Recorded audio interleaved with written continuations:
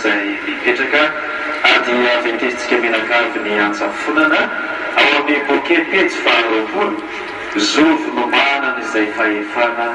hamela ny eloka motsitra ny ota afa-tsenao Andriamanitra Tompo laibe indra fo ary be favorana.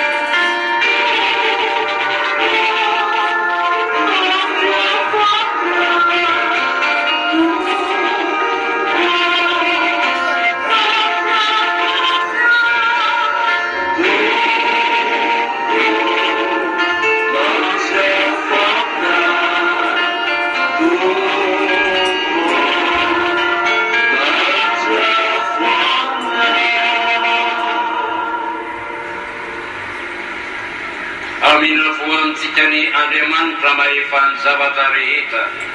ary amirany fahotantsika ka hitondrantsika ho any amin'ny fiainana mandrakizay. Miara-mipetraka izay afaka raha tenisika hoe 50 taona ny diran'ny finoana sy ny nijoana ny hatsaran'Andriamanitra ao anatin'izany fotoana izany dia mahatanazona ny fizotry ny finoana sy ny fipakany ao ambony tsy raha iava ny amarony olona ny afanapo ateraky ny finoana reo misy eo lera vahinona teratany raha tsy hiteny afa tsy mivaly fotsiny ny sangamatony zao fankalazana zao dia